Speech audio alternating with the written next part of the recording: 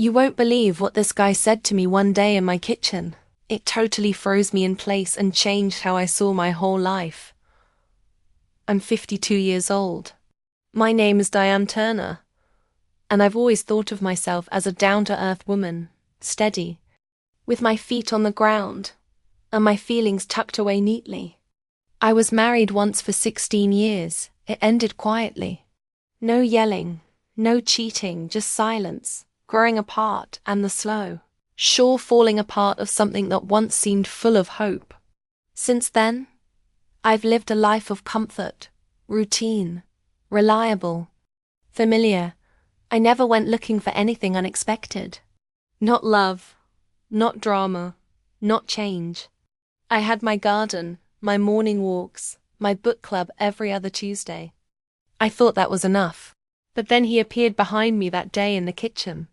And what he said, what came out of his mouth, froze me to the floor. I never thought something like this could happen to me. Please don't make the same mistake. I did. It was a slow Sunday afternoon in late spring, the kind where the windows stay open, and the smell of rosemary and lemon floats through the air, soft sunlight spilling across the floor. I was making my usual roasted chicken, something I've cooked 100 times before, when I heard the door creak behind me. I didn't turn right away. I thought it was just weaned from the open back door, or maybe the neighbor's cat nosing its way in again. But then I heard his voice. Smells like something out of a magazine in here.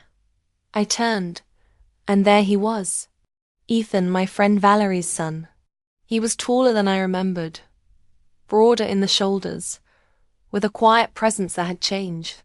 Since the last time I saw him, the boyish charm was still there, but there was something else now. Something settled, watchful. He smiled, and I wiped my hands on a dish towel. Ethan, what are you doing here? I didn't even hear you come in. Mom asked me to drop off that bottle of white you like. She said you were cooking. Oh, that's sweet of her. And you? You want to stay for a bite? He hesitated for just a beat, then nodded. If you don't mind. I didn't. Truth be told, I hadn't had company in a while. Not the kind that filled a room without trying. Ethan wasn't a talker. He moved through the kitchen slowly, his fingers brushing against the counter as he looked around.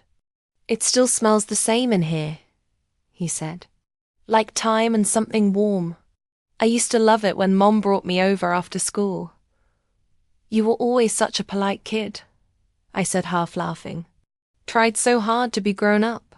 I was trying to impress you, he replied, then looked at me straight on. That made me pause. There was no smirk, no joking glint in his eye. Just honesty.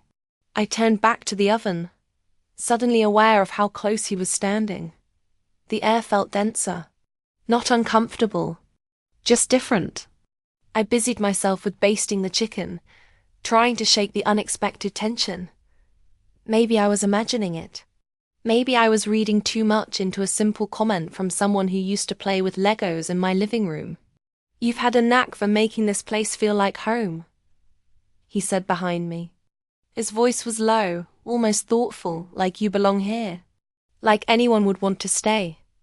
I'd looked over my shoulder. That's sweet, but it's just a house, Ethan. After a while, even cozy can feel a little quiet. He leaned on the island, watching me with a look I couldn't quite place. Is that how you feel? Quiet. I didn't know how to answer that. I wanted to say no, but the truth hung there just behind my lips. Instead, I said, "Can you grab the salad bowl from the fridge?" He did without saying anything else. We moved through the kitchen like a dance, passing spoons, opening drawers, brushing past each other in that narrow space between the sink and the counter. Every time our arms touched, it felt electric, and I hated that I noticed. By the time we sat down, the sun had dipped just enough to cast soft gold across the table. I poured us each a glass of the white wine Valerie sent, and for a few moments we ate in silence. Then, Halfway through his meal, he set down his fork and said the words that froze me. I used to think about this, about sitting across from you. Like this. Just the two of us. I didn't move. I didn't even blink. Ethan, I know, he said quickly. I know how that sounds. And I'm not trying to make things weird. I could not say it. The room suddenly felt so small, my chest tight. I was still holding my fork in midair, as if moving would shatter something fragile between us. There was no mocking in his voice, no boyish teasing, just quiet sincerity, like he'd been waiting years for the right moment to say something he knew he shouldn't. I finally looked at him, and all I could manage was a whisper. Why now? He didn't answer right away. He just stared into his glass, then met my eyes. Because you're here, and so am I. I stood at the sink long after he left that night, staring out into the backyard like it could offer answers. The dishes were washed, the wine glasses dried and put away. The kitchen returned to its quiet state.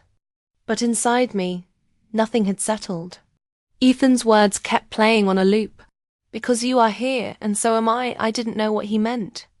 Not fully. And yet I did. There was something in the way he looked at me. So sure. So present. It wasn't youthful infatuation. It wasn't careless. It was heavy with something I hadn't felt in a long, long time. Possibility. The next morning, I woke up early.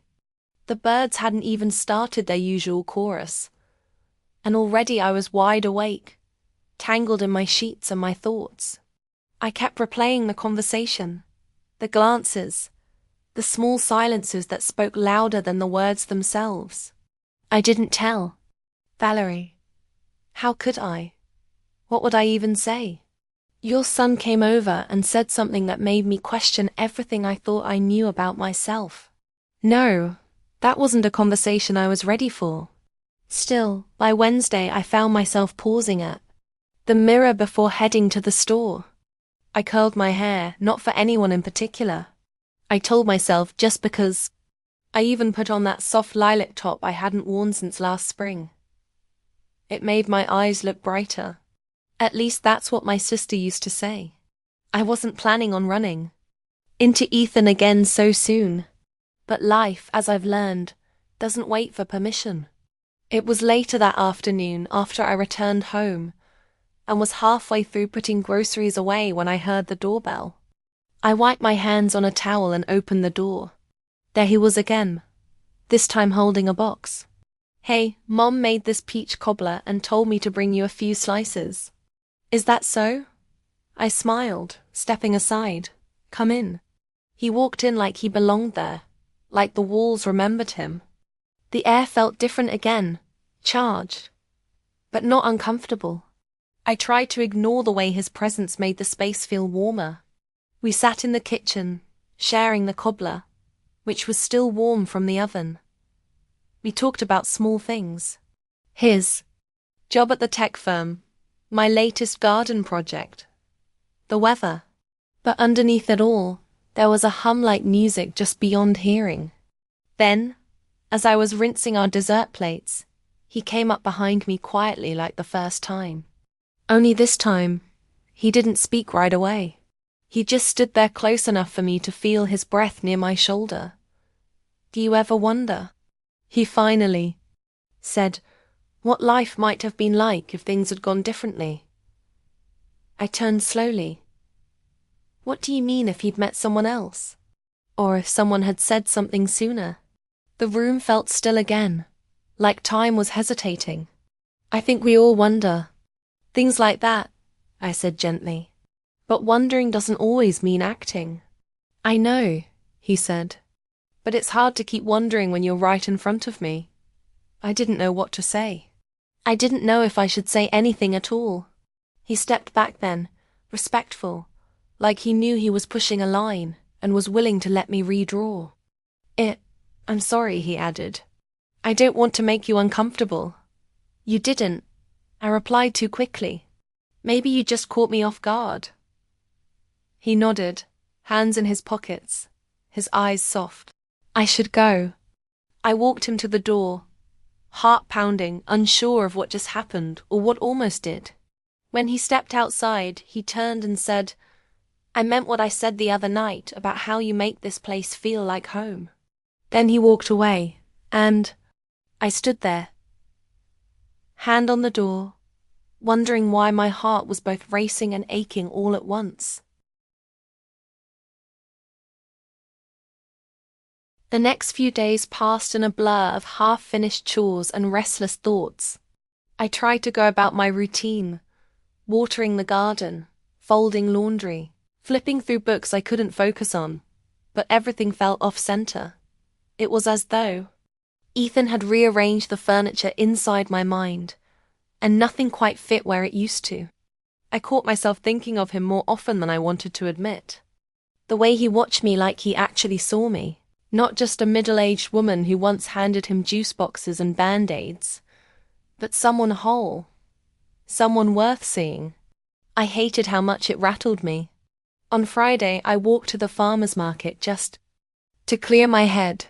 The breeze was warm and smelled faintly of strawberries and cut grass, but even surrounded by the hum of vendors and laughter of kids darting between stalls, I felt elsewhere. Then, just past the stand selling heirloom tomatoes, I saw him. Ethan. He was crouched down chatting with an elderly vendor, helping her restock baskets of peaches. I should have turned around. I should have slipped away before he saw me, but I didn't. He looked up, eyes finding mine in the crowd like they were pulled by some invisible string. His smile, soft, surprised, landed squarely in my chest. "Hey," he said when I got closer. "Didn't expect to see you here." Likewise. I glanced down at the peaches doing a little volunteer work. He shrugged, wiping his hands on his jeans. She needed help. I was nearby. We walked together after that.